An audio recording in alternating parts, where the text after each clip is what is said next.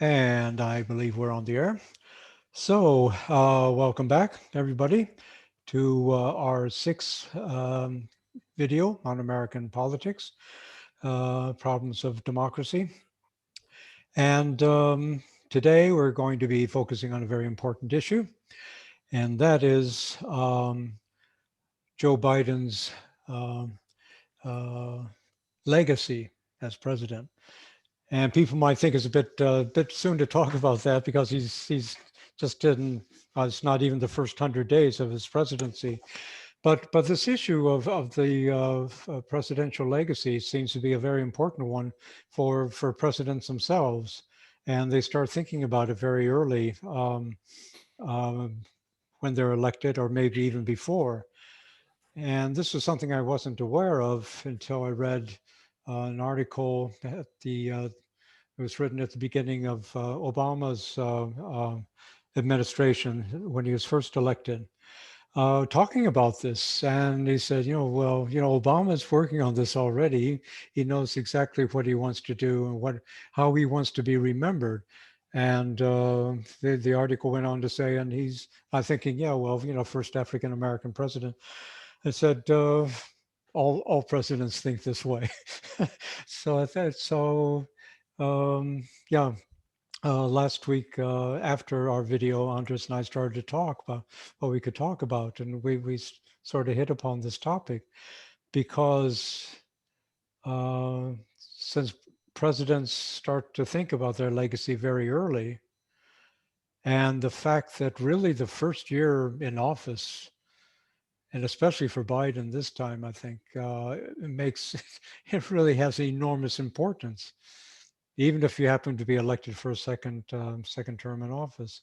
So yeah, today Biden's legacy. Anders, how do you think that Biden wants to be remembered? What sort of president does he want to be remembered as?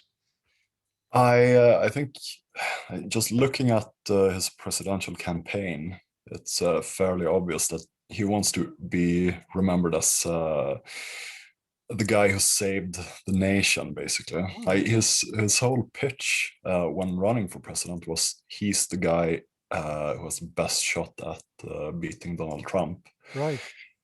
and I think that's the primary thing.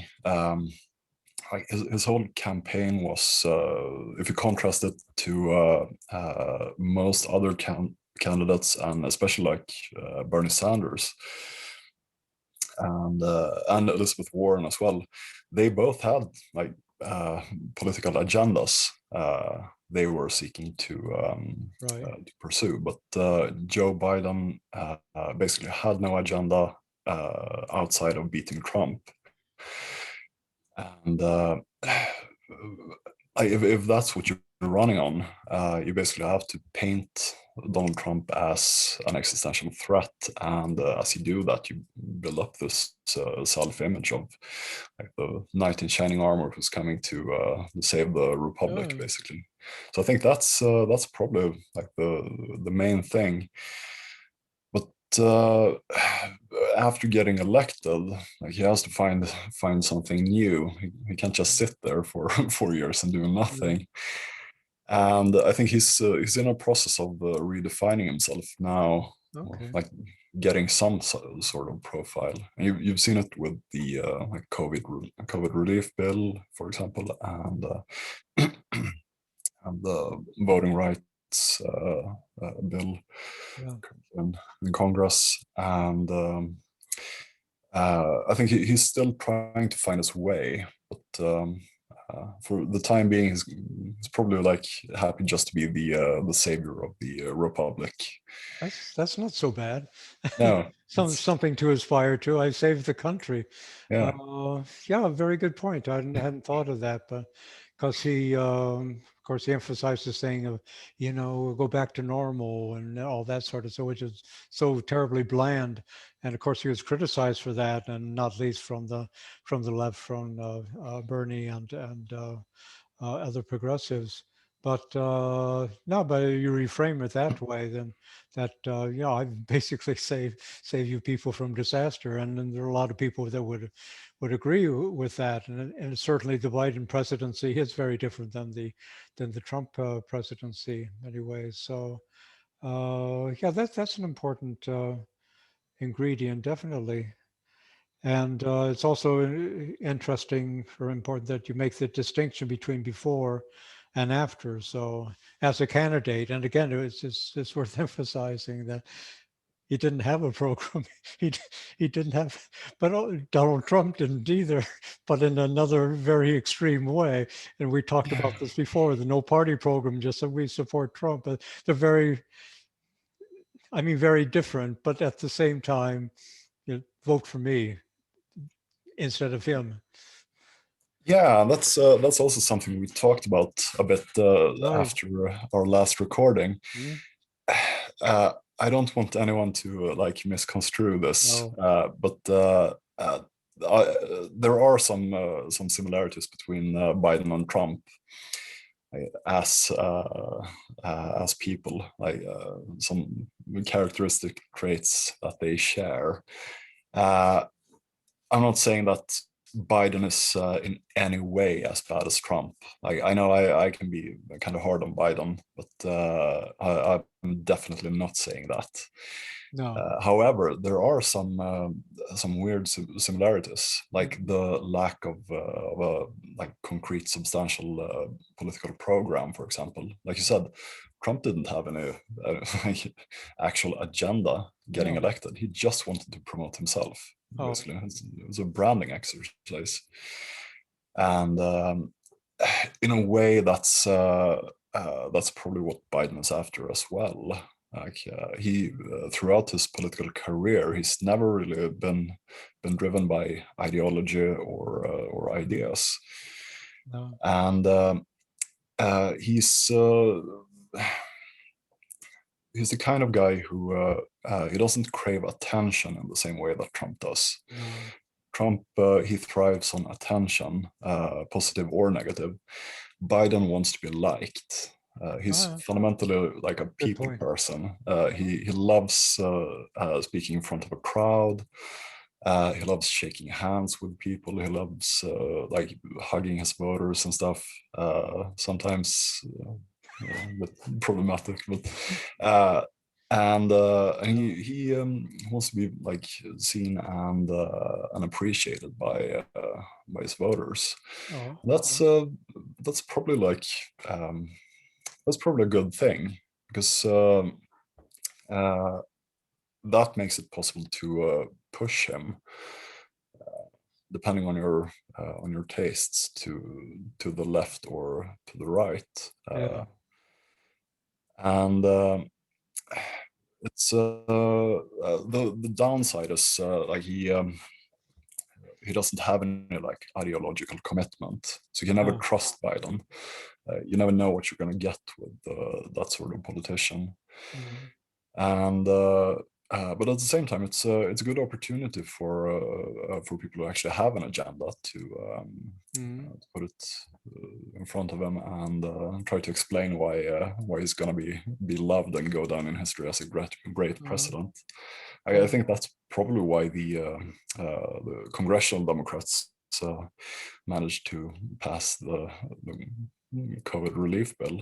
Yeah. Um, and And also the House passed the voting for the people voting. yeah, And no, yeah, I was going to say that it was uh, what we might be seeing, I think we are seeing, is that sort of the power to form policy has sort of shifted from the White House to uh, Democrats in Congress, where they have the majority in the House, and even well, technically they can get 51 votes in the Senate with breaking the tie, but 50-50 in the Senate. So it's the Senate leadership, Chuck Schumer, and all these other very prominent politicians like Elizabeth Warren, Bernie Sanders, et cetera, et cetera.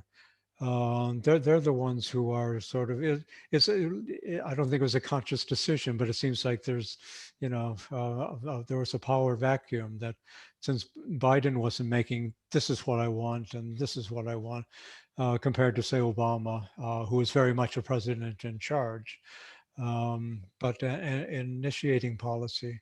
And that's actually one of the basic functions of being a president. There's many different functions, which also makes the whole thing about legacy very complicated.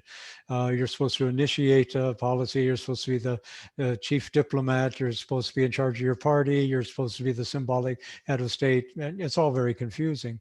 But yeah, it looks like the Democrats have in Congress are the ones who are formulating and really obviously doing the day-to-day stuff of trying to get things through, which is a very interesting development, and it's probably one reason why things are shifting more to the left. And as you said, the reasons why COVID relief could be passed, and we'll see what happens to the voting right.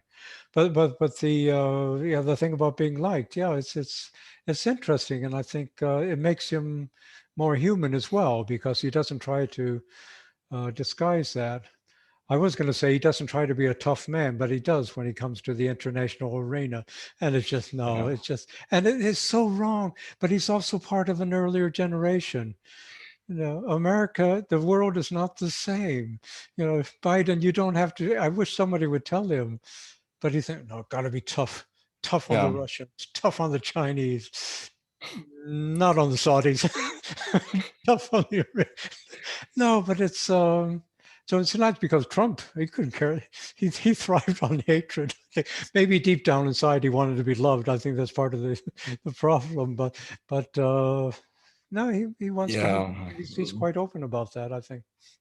Trump had like 7 layers of pathologies. It's hard to like know where Exactly. where the actual bottom is. But no, it's like you say, it's definitely congressional Democrats that are taking the lead when it comes to policy formulating and initiating stuff, and that's a good thing. And luckily for Biden, he can always like swoop in after the fact and claim credit for it. Like, Oh, for yeah. example, uh, the Bush tax cuts, those weren't like drafted by George W. Bush.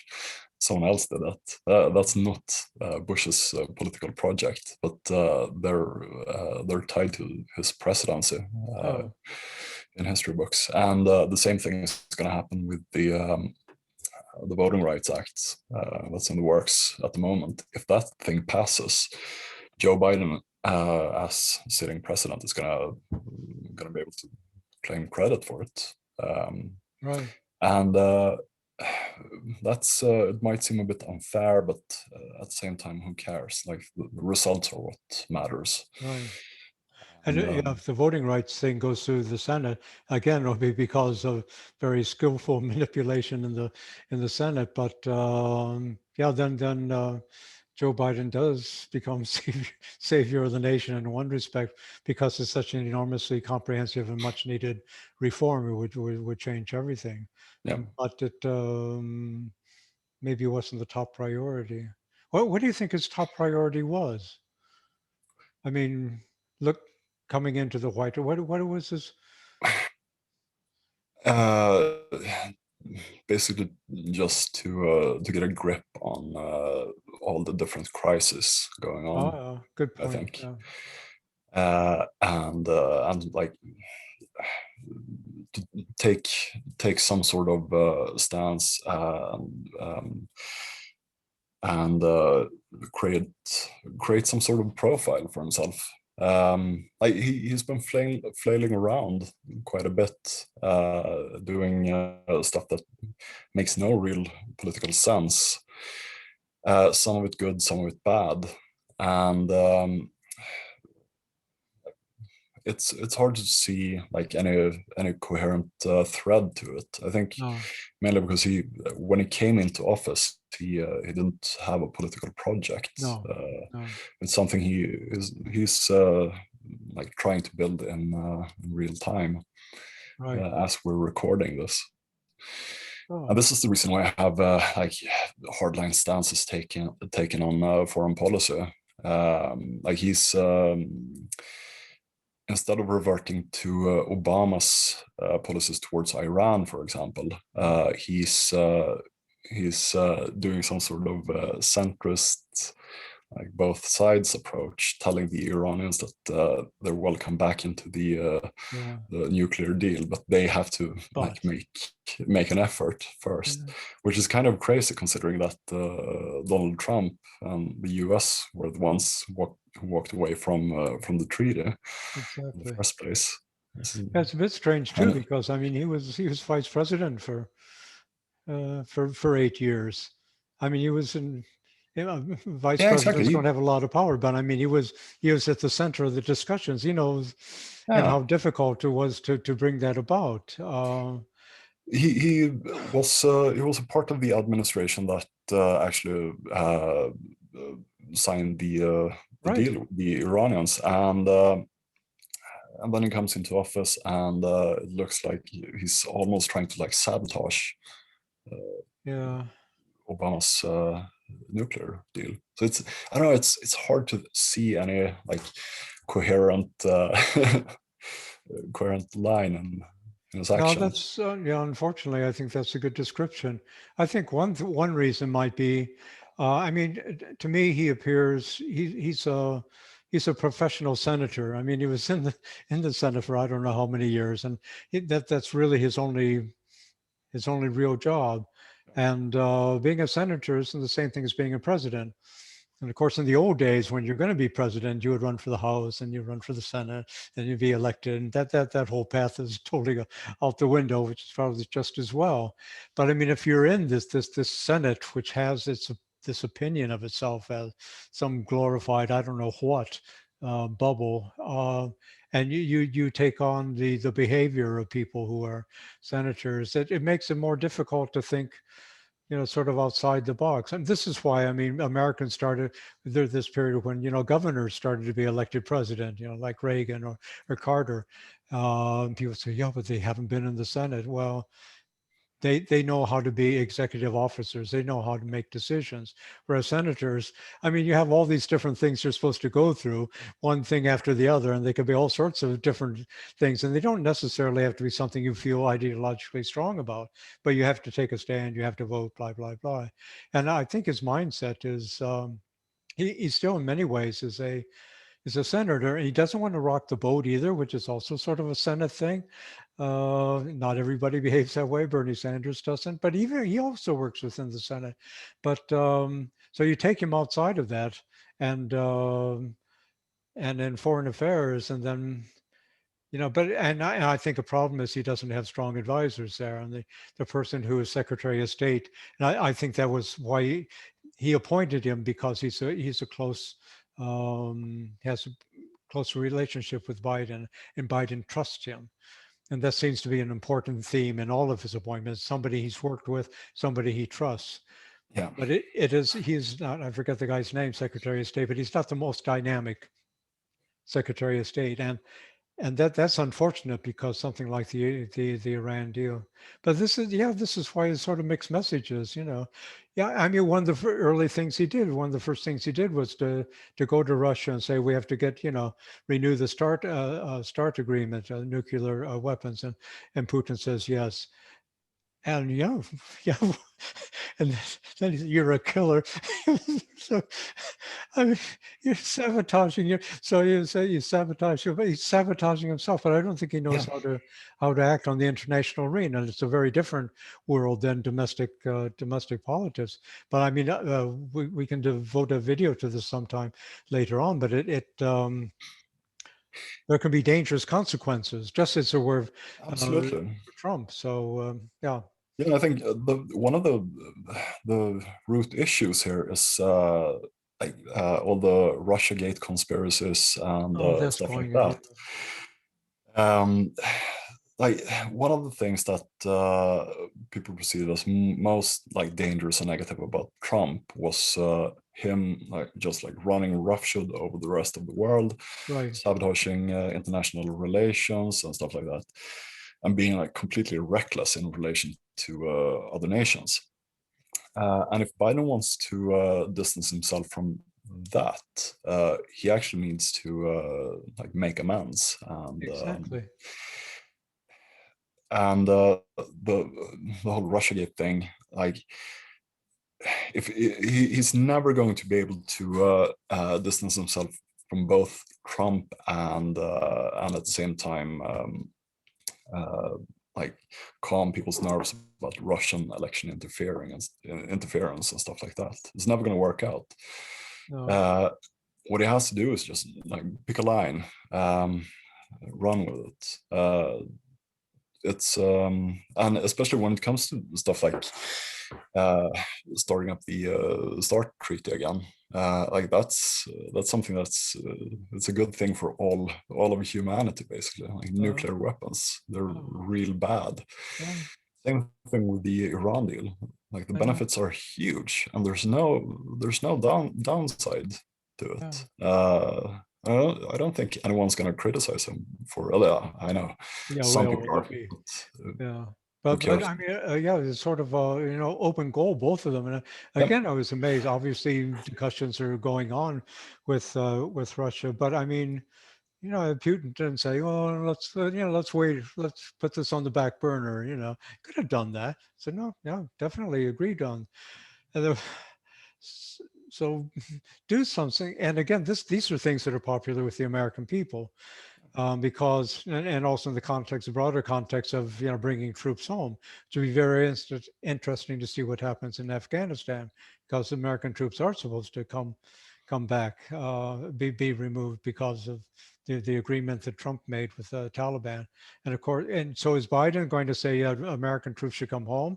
And there's a very large majority of people in America that want that to happen.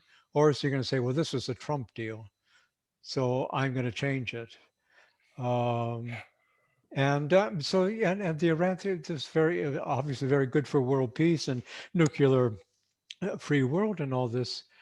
And no ordinary Americans aren't going to criticize you for not getting these things done. On the contrary, and then again, talking about legacy, I mean, add a new START agreement, going back to the Iranian deal, being in the Paris Paris Climate Accord. climate things. I mean, add that on to what looks like an increasingly interesting and comprehensive domestic economic policy, and you become savior.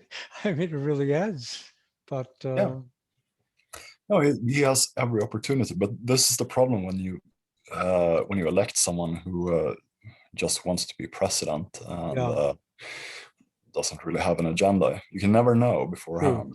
You No, never know, and I think it's heartening to see congressional Democrats pushing Biden. yes, Um, I'm a bit concerned that maybe they're not pushing him enough, especially when it comes to foreign policy stuff. yeah, Because so far he's mostly like taking the hardline position right. against like China, Russia, Iran, countries like that. And I mean, I don't want to see him like bomb Venezuela in 6 months or something. That's going to be kind of disappointing. But harder, a more concerted effort needs to be made to Uh, push Biden on these uh, issues. But I think it's possible to do it if you put the effort in. Like Biden is also he's not a man who takes criticism well, and Oh, that's that's another probably good point. something. Yeah, well, again, a mini similarity with Donald Trump, Yes, although again, we're not really comparing them, but I mean, for yeah, no, like Trump, it it's was a not. way of being. I mean, but Yeah, exactly. Like, Trump also like didn't take criticism well, but in that case, it's more just like general psychological issues, I think. existentially, yeah, exactly. But Yeah, Biden, but it's yeah, Biden, he gives me the impression that he doesn't really understand when people don't appreciate him oh and yeah, good everything point. he tries to do. You could see it like during the election. and town hall and stuff when potential voters would get up and ask him hard questions. Yeah, And he like called people fat and challenged them to push-up which up. competitions and called that one lady a dog-faced pony soldier, which is still just baffling. Still And trying to work that out. yeah, exactly. And like obviously he's not comfortable with being criticized. No. And I think this uh, a clever person in the right position can probably weaponize this like carrot and stick approach to get stuff out of Biden that Yeah. he's probably not going to do on his own. He's not going to take the initiative, but I think he is probably easily pushed into doing the right thing. Uh, which leads to another similarity we started to discuss last week after the video, you and I. Again, a surprising similarity with Trump, and that is that both of them have to be carefully managed because otherwise they'll do and say silly things. It's just that Trump, he couldn't be managed, but there were always periodically there were these attempts, read from the teleprompter, and he would do it like for 5 minutes and then go off on a Yeah, tangent, and then the people who tried to constrain him, they'd all be fired, and so I mean it didn't work at all. But the Biden handlers have a similar thing. Don't let him talk too much. He might forget what he's saying. He might say something totally inappropriate. So yes. let's keep his media uh, appearances at the time in the media down to a minimum. And when he is there, make sure that there are really no opportunities to make mistakes. So a surprising Yeah, similarity. Again, we're not saying that Biden and Trump are the same, not at all. But there are some interesting features that sort of, absolutely. And it's a bit concerning, to be honest, the yeah, fact that you don't really see Biden in the media no, that much. And you and I were talking about this just before we started recording. Uh, like Biden's similarity, like his manners to Gerald Ford. Like Gerald Ford used to like fall down and hit his head on stuff quite a lot, and he got relentlessly mocked uh, for his entire presidency due to this. And Joe Biden so far has done nothing but like fall down, make inappropriate mm, statements, uh, grab people in inappropriate ways, and there's no real criticism. There's just no, this concerned note in the media coverage of this. mm, Like for example, when he tripped and fell down like 3 times on the steps of Air Force One just mm, recently, and it is concerning. Like it is. it's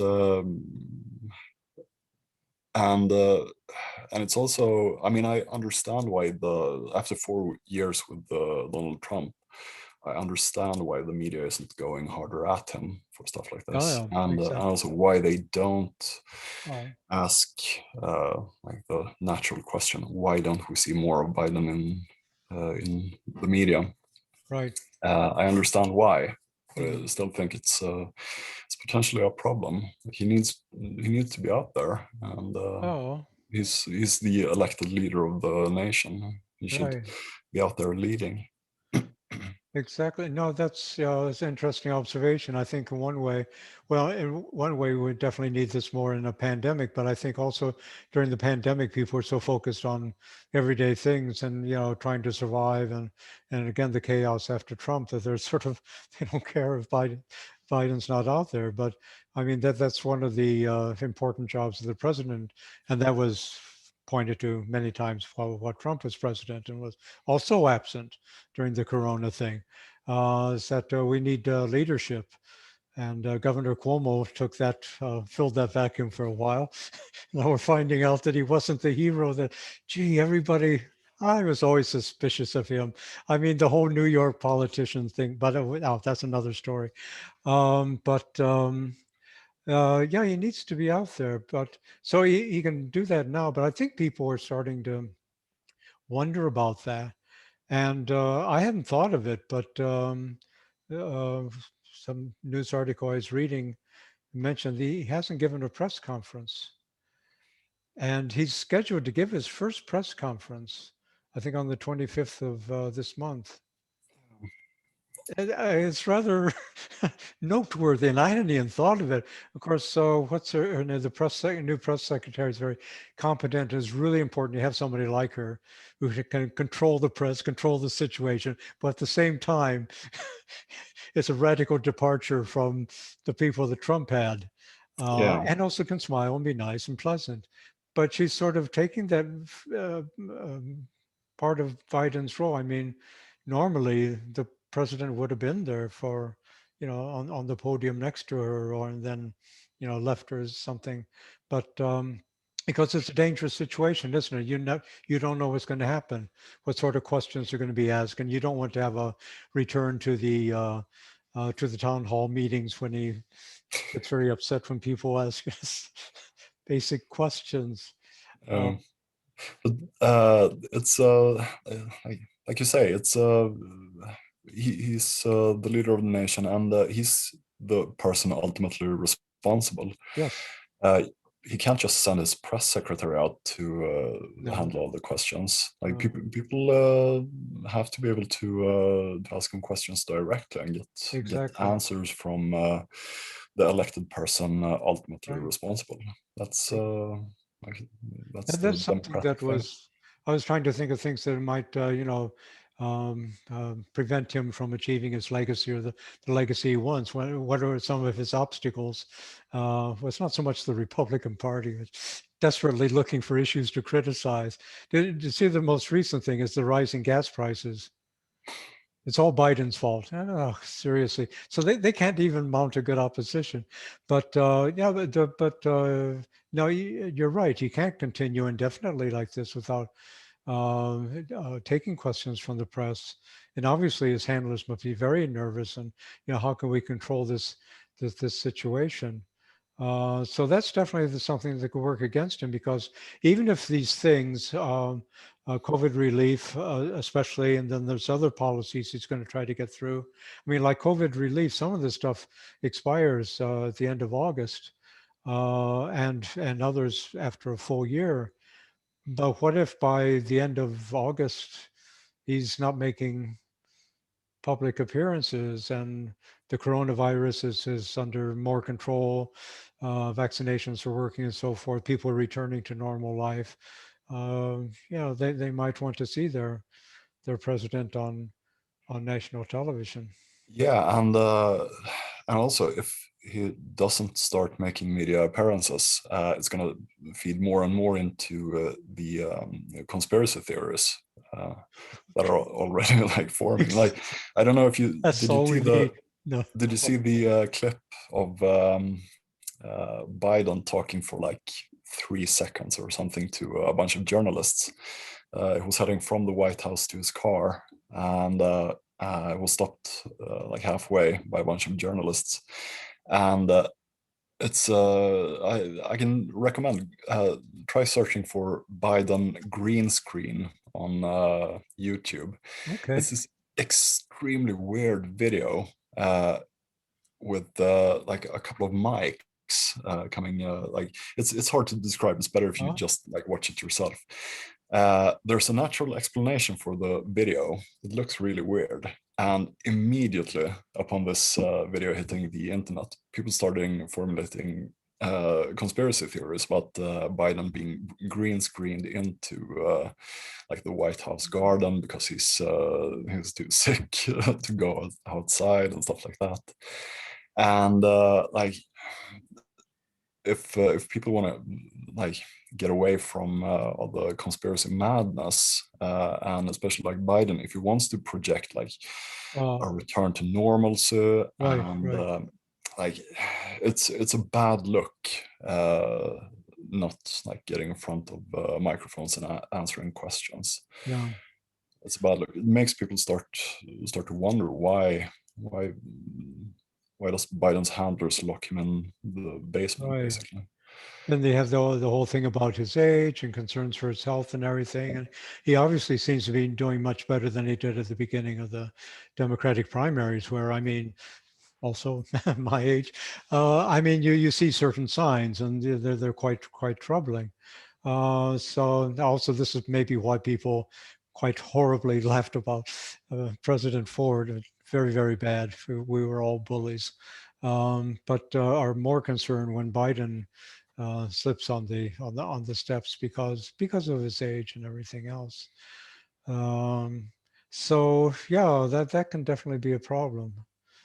Um, I was going to ask you, who do you think again, thinking about the legacy, he's trying to create a legacy. Who do you think is his most important um, advisor or confidant in dealing with his legacy and trying to push him in a certain direction, or trying to, who does he trust most?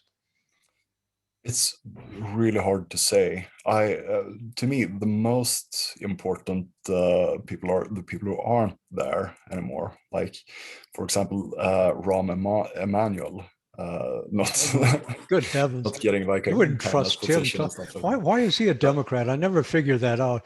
I mean, no, it's you could make him a Republican. He could be a Republican attack dog. I yeah, didn't never understood Obama's. Oh well, it's party machine, and oh no, anyway, yeah, Chicago exactly. Like politics, the guy from Chicago. I think that's the reason why. like Al But Capone. Yeah. yeah, no, but like the what's most significant to me so far is like I said, the people who aren't there, the people who have been shut out of positions of power. Oh yeah. That's encouraging. It's I mean, it's still so far it's basically like a bunch of semi anonymous Democratic Party officials. Mhm. People I've heard the name of before this, but they're not like high profile enough where I've No. followed anyone's career, which makes it Mhm. hard to like speak on what I expect out of them, like concretely. But I don't know, it's a good sign that he's actually bringing in new people instead of Yeah. I think that goes back to something you mentioned earlier about, maybe trying to sabotage. Sure, you didn't say that, but Obama and the Iran thing. I think in one way, he's definitely, when it comes to domestic politics, he's definitely, although he would never say it himself, but distancing himself from Obama. He wants to create his own niche, yep, his own legacy, because let's face it, I mean, a Obama chose him as a running mate because he was an older white man and had a lot of experience in government. But there was never any. I mean, Obama did not and does not admire Biden. And no, I mean, it was so noticeable during the beginning of the campaign because he didn't even endorse him. So there's tension there. I see it very much like Kennedy and Lyndon Johnson. I mean, the Kennedys couldn't stand Johnson. Who, the Southerner, poor education, career politician, FDR and everything else. And we just need him to get the Southern vote, and who, of course, Kennedy was assassinated. But and even if he hadn't been assassinated, it would have been because of Lyndon Johnson that we got the Civil Rights Act at '64. yeah, And for that, he got death threats from all of his former friends in Texas. But it was a similar, as I see it anyway, and I don't have, it's just an impression, but a similar relationship between the Obamas, Barack and Michelle, and then Joe Biden. I mean, he was useful, but that's about all. And then they sort of cut their ties afterwards. So in somewhat of maybe a less dramatic way than could have been, I think he is distancing himself from Obama, the Obama legacy. But he's relied very much on people he worked with for those 8 years too. But these are people that he trusts, that he can work with, that aren't going to stab him in the back. But the person that I thought of, and see what you think, I think his closest uh, personal advisor is his wife, Jill. I Yeah, think she has the most influence over him. yeah. I definitely think you're right about that. Now that you're saying it, Well, Biden is first of all, people think about appointees and so forth, but then you have to go beyond that. And yeah. what do you think? No, I think you're absolutely correct, like 100%. Like Biden is all about personal relationships. Uh, this is the reason why, Yeah, like Bernie Sanders, for example, doesn't have a problem working with them because Biden likes Bernie and Bernie likes Biden on a personal level, and that stuff's important to Joe Biden. I think it that's is. one of the primary things that decides whether he's going to like give someone time and listen to them. And I think his wife is probably hugely influential on him, Yeah, I think so. especially like we said before, someone who's kind of dependent on confirmation by other people and probably slightly anxious about getting yelled at. No, Uh, but but uncertain, a bit insecure in a way or yeah, something. Mhm. no. So that's a really good point. Mhm. That's probably the most influential person at I think the so. And of moment. course, that opens up the question of the importance of first ladies.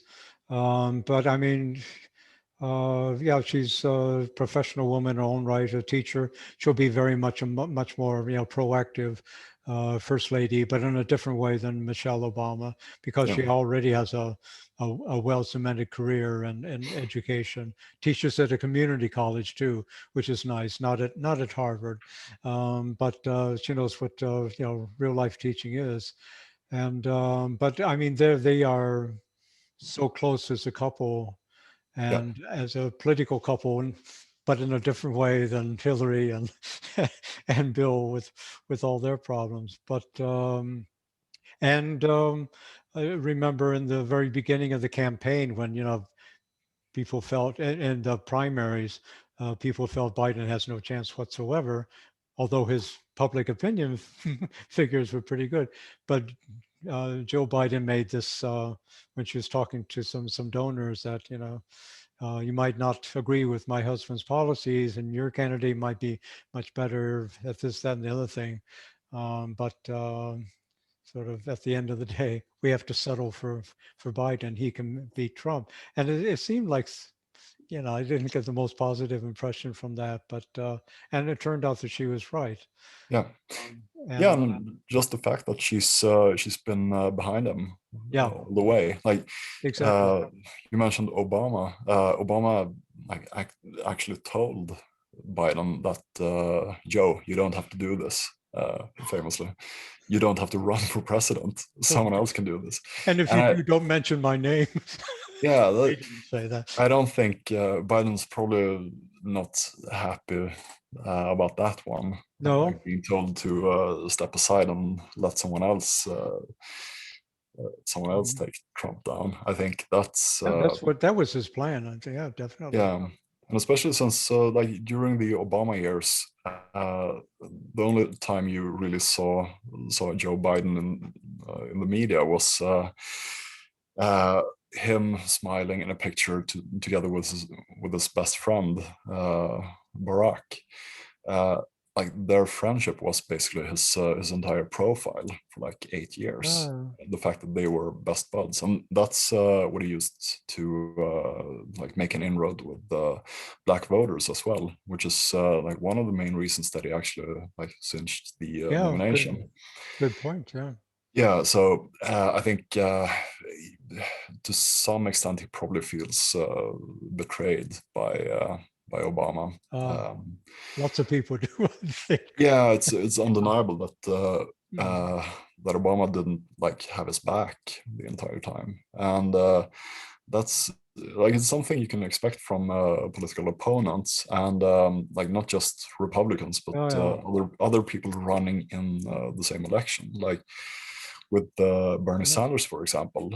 They still get along, Yeah, like that well. doesn't. that's a problem because Yeah, they're both playing the same game. They both try to right. win, so there's no hard feelings there. But Good point. Yeah.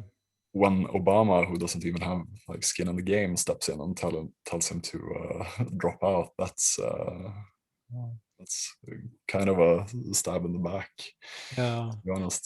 And also, I mean, their lifestyles are so different too. I mean, Michelle and Brock. I mean, they're a celebrity couple, and close to royalty and British royalty or former royalty, and and how he behaved, Obama, after he left office. Because I think a lot of people hoped that he would sort of stay in the political game a bit, or at least say something. Usually, presidents don't once they leave, like George W. Bush and Obama. Trump is the exception. He's going to continue his political career, or at least try to. But Obama, I mean, it was such a transition from, well, I mean, media-wise, from the hardworking president to the cool guy, out surfing or whatever it was, windsurfing, and the glasses and everything, and celebrity lifestyle and all this, while the country started to sink into Trumpism. I mean, it was not, I mean, I didn't, I mean, personally, I thought it was a very troublesome optic. And no, I guess there is a sort of unspoken convention or unwritten convention that you don't, start criticizing your predecessor. I mean, if you've been out if you had your two terms like Obama and George W. Bush, or even George Bush Sr., he was only there for one term.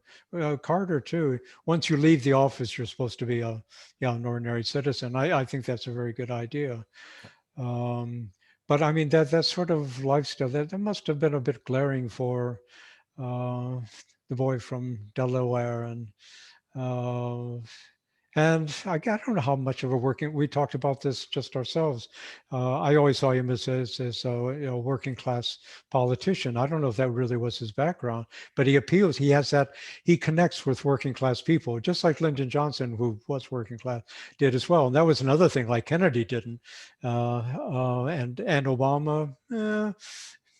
Intellectuals preferably, but I mean, they have a different. I think Jill and Joe have a different lifestyle than the Obamas.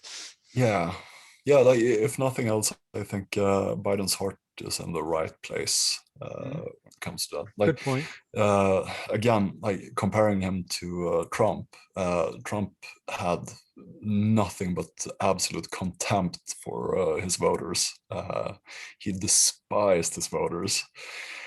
Like no respect at all for anyone below him, No. basically. And Joe Biden is completely different Mhm. in that regard. I think he actually cares about his voters, and I think he like I said before about Yeah. being like uh, getting confirmation from other people. I think he needs to feel appreciated and loved even by working class people.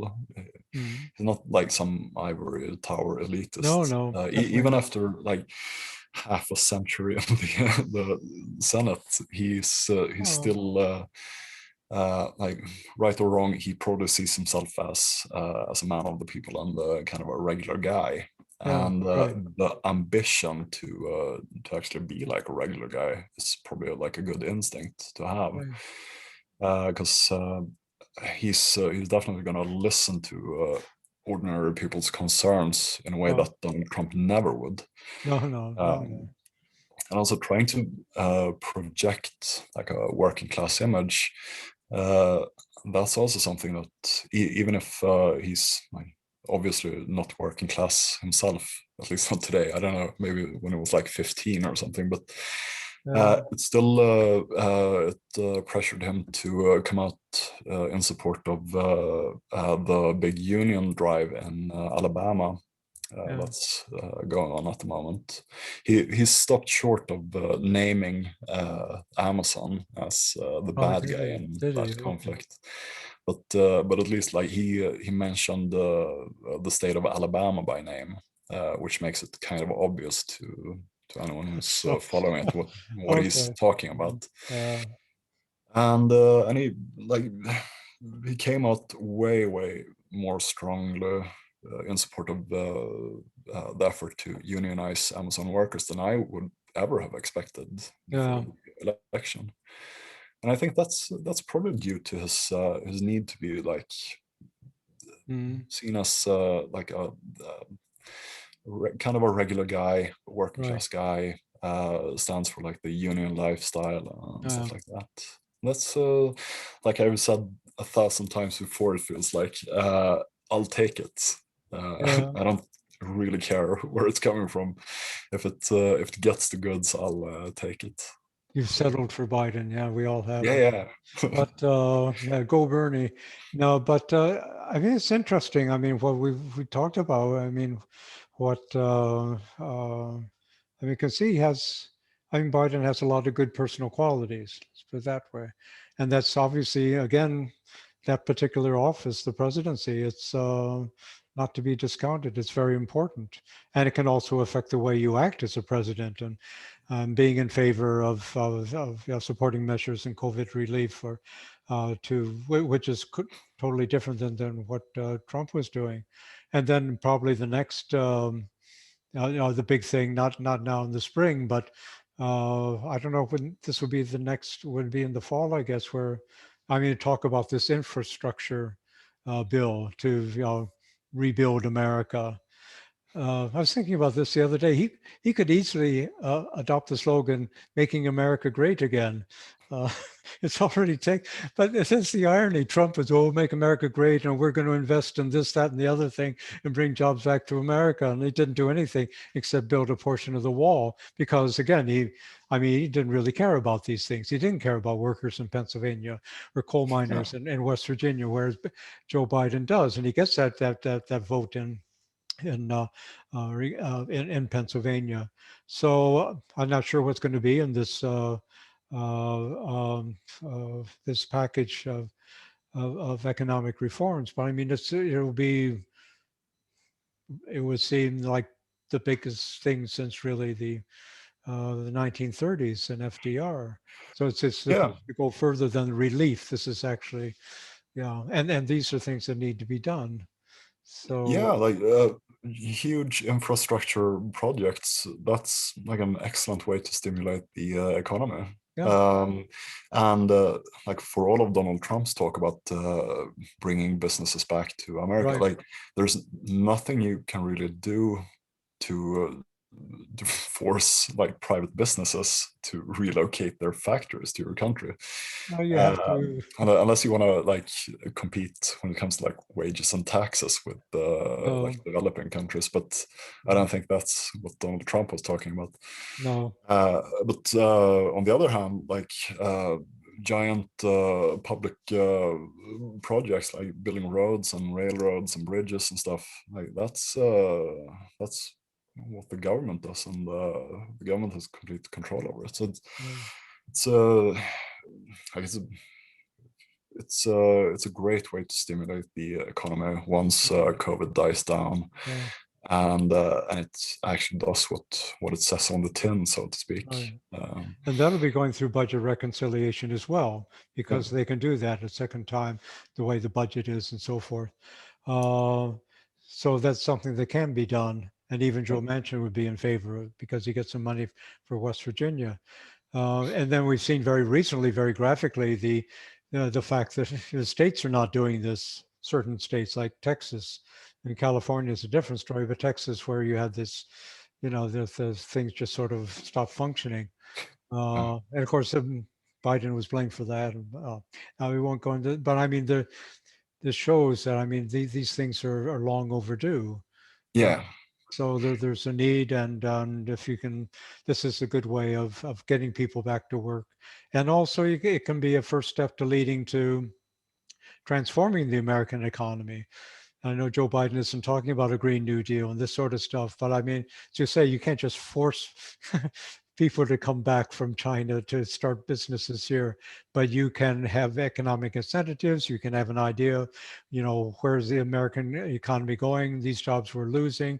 What can we replace them with? This happens all the time. But in America, it's been even before Corona. I mean, it's stopped that sort of discussion. It's all been this neoliberal trickle down economics, and the rich get richer, and the poor get poorer. And you have to start somewhere to redress those inequalities, and then that can help you be on a path to, real recovery. Yeah, Um, yeah, and like a Green New Deal, that's also something where instead of trying to like coax private businesses into like moving factories back to the US, you can just make direct public investment yeah, and just create jobs. great. And it's not even like the whole like digging up the Mars field in Paris and filling in the hole again. No, It's actually like public works projects that that make a difference in people's lives. Like everyone needs no, roads to drive on, and like solar cells and yeah. power lines and stuff like that. So Right. it's all good. It's a And huge also opportunity. people forget the enormous amount of money that's gone to oil and gas companies. It's not like Yeah, they don't they get the subsidies. It's like, oh no, we don't get anything from the government. Don't be ridiculous. Just take that money and invest in other ways. And this is what other countries in Europe have been doing, who are more forward looking. So it can be done. I remember in the 60s when there was talk about infrastructure reform. Or renewing the infrastructure. To some extent, it happened. There's a great big power outage because at Niagara Falls, um, some of the equipment was worn out, and there's this enormous blackout in the eastern part of America. And so maybe we have to, rebuild things.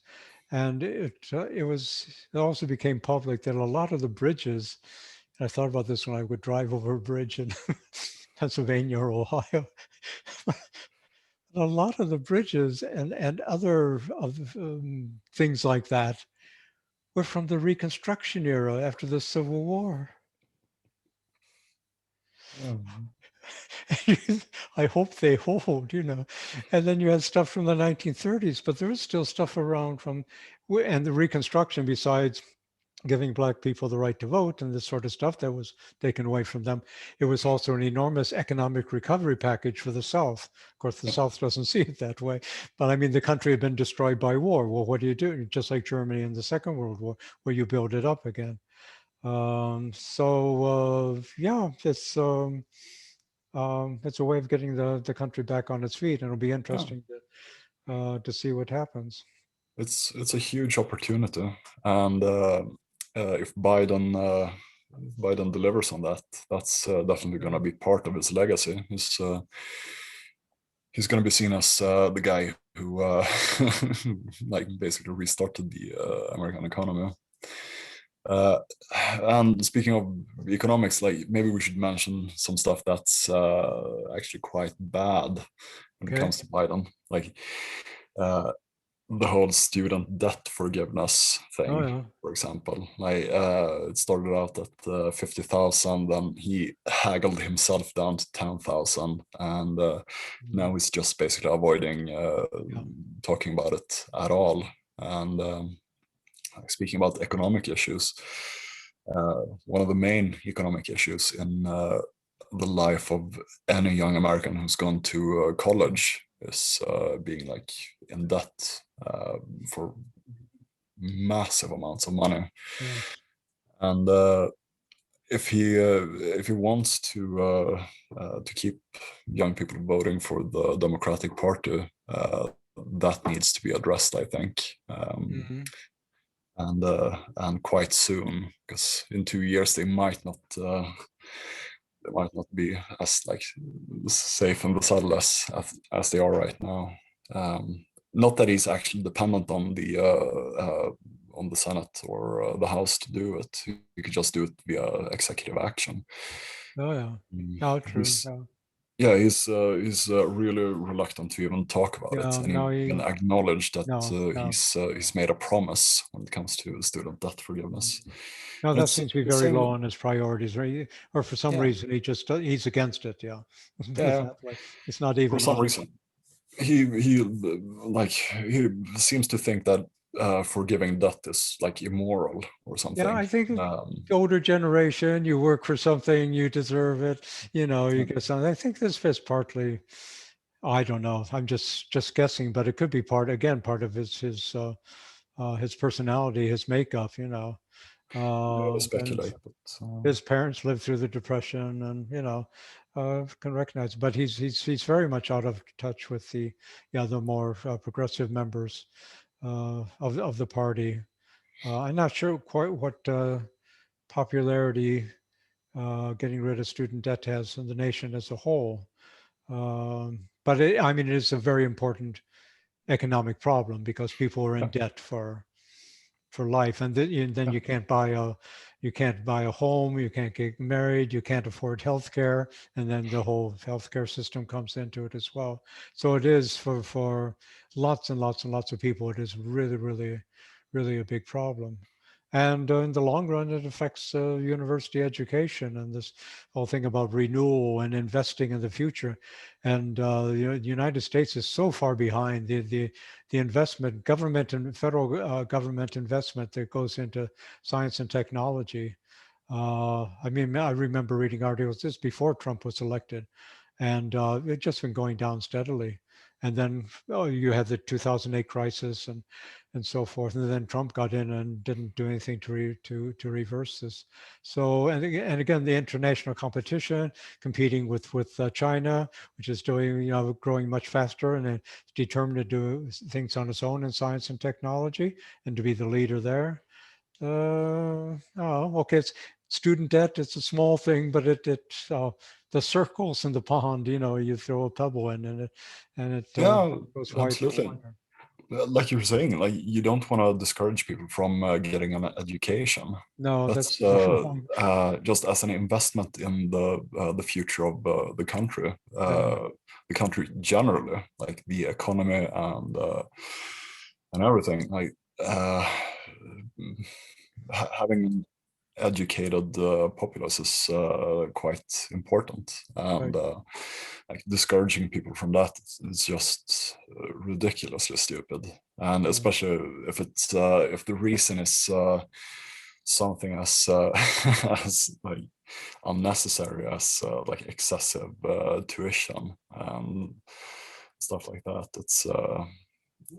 I don't know, it's a bad thing. It needs to stop. And like if you want to keep the American dream alive and oh, give people social mobility and oh, the opportunity to like make something out of themselves via yeah, education, it needs to be addressed. And, um, right. and like I said, also just if you want to keep young voters around, um, Oh, like if you want to have any hope at all of keeping hold of the house in 2 years, then oh.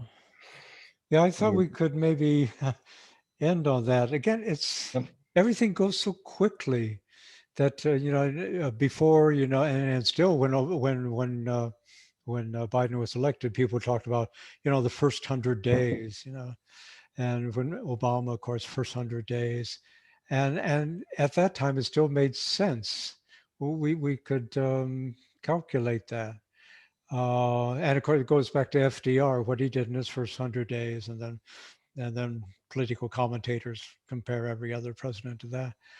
But now 100 days, it's like like you could change the world.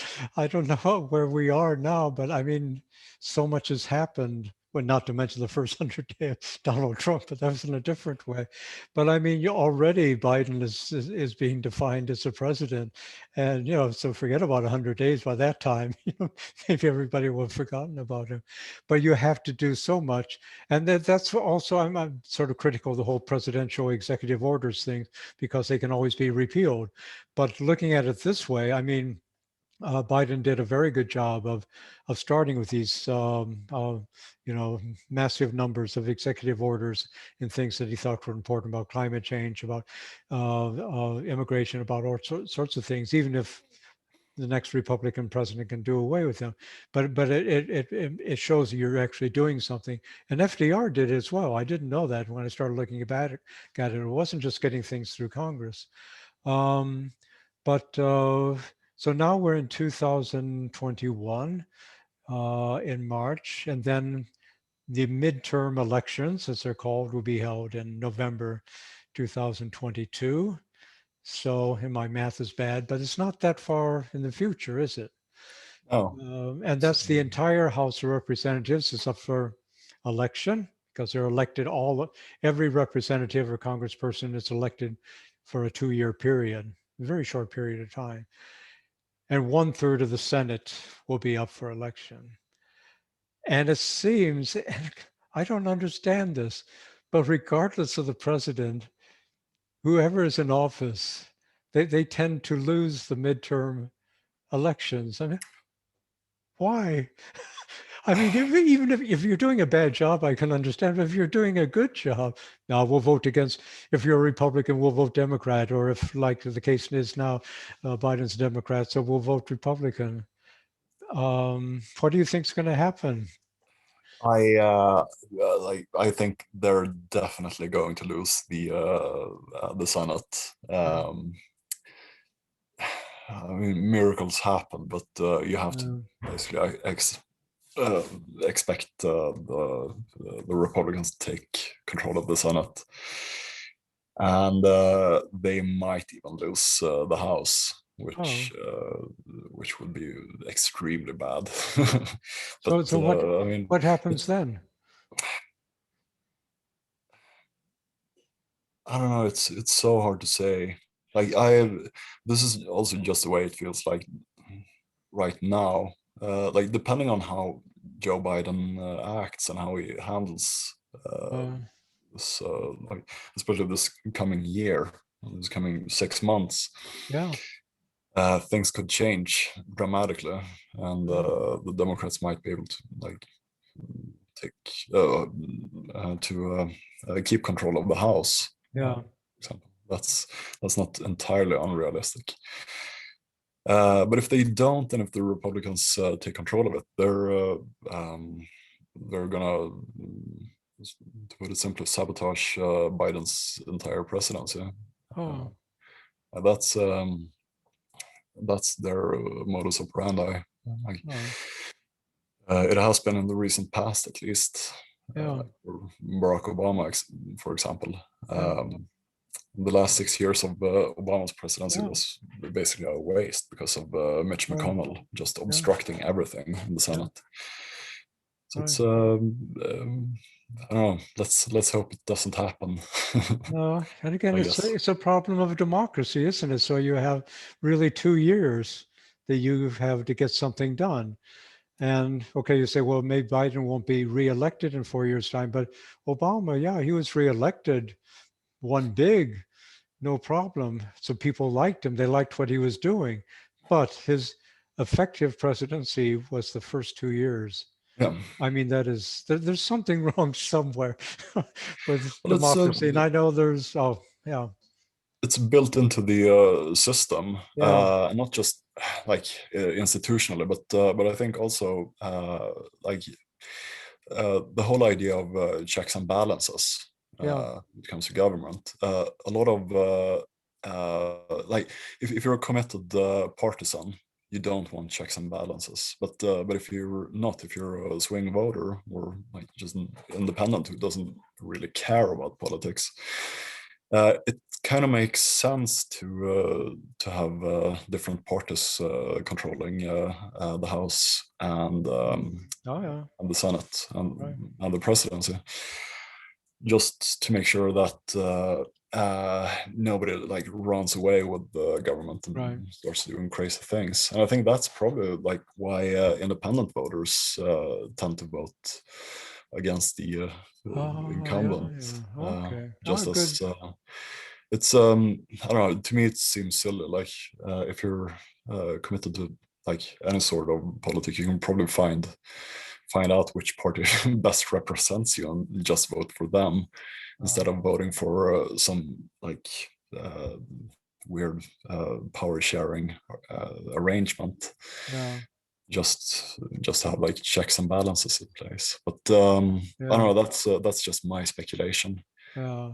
No, I think you're right. And I mean, I should, I should know that myself since I grew up with the whole, worshiping checks and balances and everything else. I guess I've become much more critical because, I mean, one of the problems is that it doesn't work efficiently. But as Donald McQueen, who wrote our course book on American government that we used at Uppsala, the American system of government is ineffective, I think he said, or inefficient, but it was designed to be that way, which is a good point, and it was. And then the power should be, sort of distributed, and maybe it made. I think this is something we have to discuss more about, but maybe made more sense in the early days. Now there are certain drawbacks to it, but obviously, yeah, you don't want to do away with the whole system, but it's problematic because yeah. But I think that's a very good point about that you made about voters. I think that's probably why you have this tendency that, and there is a sort of tradition in America to vote against people. so and always to have change. So you vote for Obama, and then you vote for Trump, and then Biden. So you have to have somebody different, and this affects even the midterm congressional elections. You have one party in the White House, so vote for the other party. Uh, and if it works well, then yeah, fine. I don't know. But obviously, we don't have time to get into that now. But we should talk more about that because it is the key feature of the American political system. And I don't know Yeah, any final words you would like to. we should do like a full episode on checks and balances sometime. Yeah, I was wanted to do something on the we should get rid of the Senate, just to be controversial. Oh yeah, you know my stance on that. Just get rid of it. Oh, good. Well, then we agree. I think so too. I Yeah, think so totally undemocratic. But yeah, yeah, checks and balance again, when there's an election every 4 years and people go through this stuff. But this goes on every day of the year. This is and also what makes American politics interesting, definitely. But yeah, how do you combine these things, the need for quick action, dramatic action, and at the same time preventing, you know, one person or group from taking power, and then in a very different way came very close to it with Trump, somebody just basically taking over the government. But that's another thing. So oh my, yeah, we've been talking for a while. I thought it was really interesting. So yeah, we'll see what happens, but I think we've had a very good look at Biden as a person, as a president, both his strengths and weaknesses, and we'll see what happens as we move along. So that by next week we'll see what's happened in the world of politics, and yeah, we'll see what you and I can discuss what we'll take up then. yeah, But I think that'll do it for today. So thank you very much for once again your participation. You always were equally. Anyway, talking too much. So thanks again, and people, thanks for watching, and look forward to seeing you next week. So we'll yeah. say Thank you bye so for much. now. Thanks, Exactly. I'll Daniel. stop recording. So no.